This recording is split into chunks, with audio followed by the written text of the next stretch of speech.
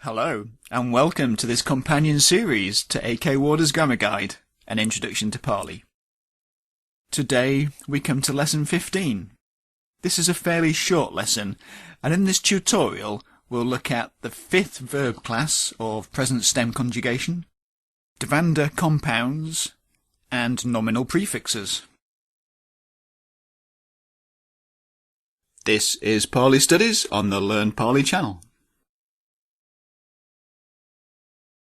Verbs of the fifth class of present stem conjugation, which is the ninth in Sanskrit, form their present stems by adding the affix na to the root. Verbs of this class are few and mainly end in vowels. If the final vowel is long, it is shortened before the addition of na.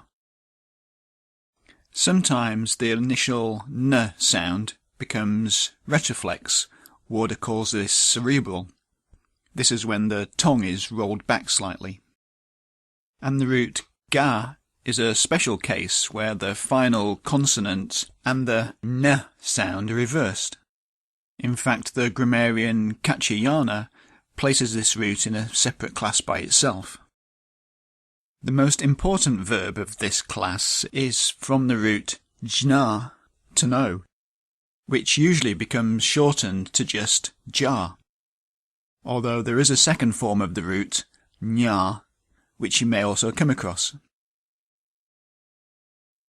To this present stem, we then must add the usual personal endings to form the present indicative verb.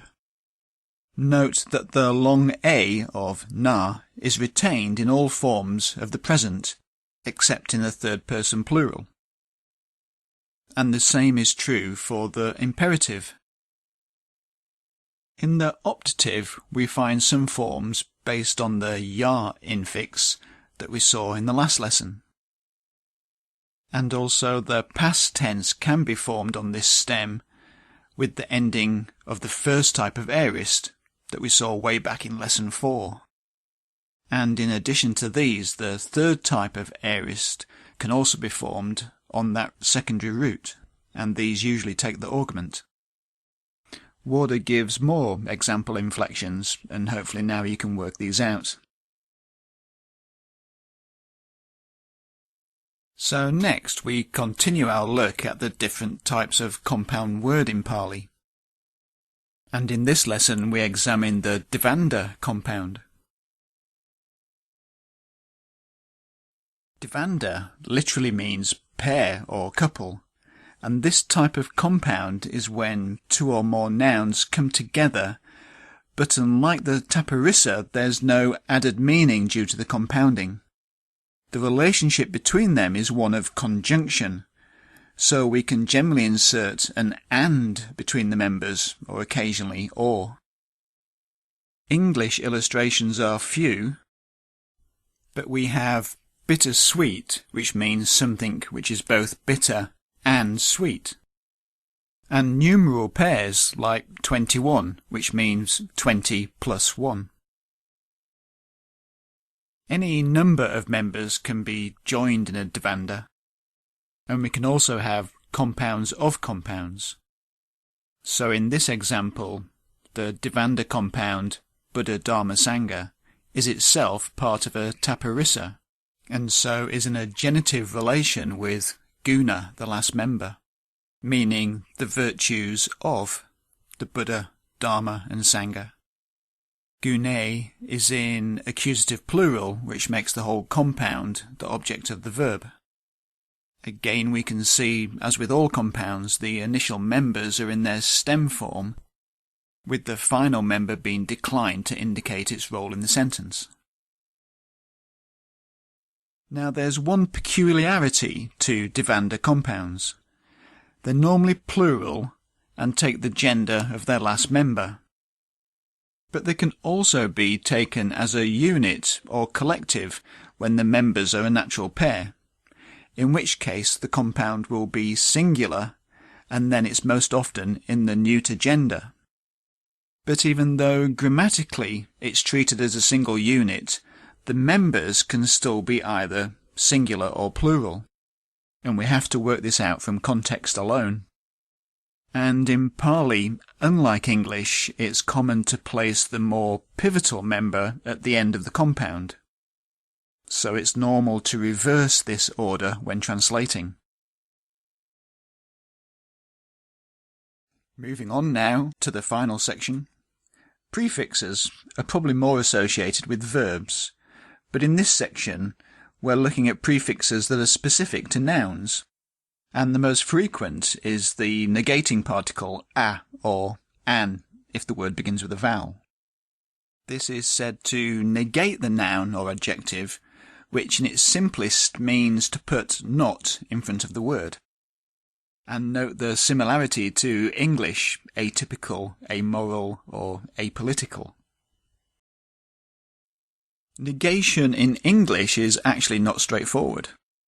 We negate a noun or a noun phrase with the negative particle no, as in, no dogs are allowed. But we can only do this with plural or collective terms. If the word is an adjective, we can use the particle not. He is not sad. But otherwise we have to negate the verb. The dog is not allowed. However, English provides us with a multitude of affixes to negate words, besides the simple use of no and not. And as well as pure negation, these affixes cover a variety of subtle negative meanings. So, just to explain some terms, reversal here means to create the opposite meaning, the antonym. The opposite of honest is dishonest. Privation means the absence of a property. To be unaware means to lack awareness. And the pejorative is something that is bad or wrong. And note these meanings are rather vague and they overlap. English then has a broad palette of affixes and meanings from which to draw. So besides straight negation, the negative particle can reverse meaning to create the antonym, or privation, which implies non-existence, or even the pejorative. And participles and other verbal adjectives can likewise be negated. And with absolutives, negation literally reads having not, but they're possibly better understood as without. The negative a prefix, I think, is etymologically related to the Latin prefix in and the Greek un. So, as a general rule, if the word you're negating is plural or an adjective, try no or not. But if it's singular, un or in as prefixes are a good first attempt. And there are other negating prefixes in Pali, such as ner, and also sometimes v when added to a noun. Other nominal prefixes include su, implying a general sense of good, pleasant, easy, or right, and du, the pejorative particle implying a general sense of bad, ill, or difficult. And note that due to the rules of Sandhi, the first consonant of the word is often doubled before both su and du. Sometimes su can simply be emphatic, meaning very, and in this case it can also then be attached to words that have been prefixed with du. So, for example, very hard to see or very difficult to obtain. Well, that's probably more than you wanted to know about prefixes to nouns.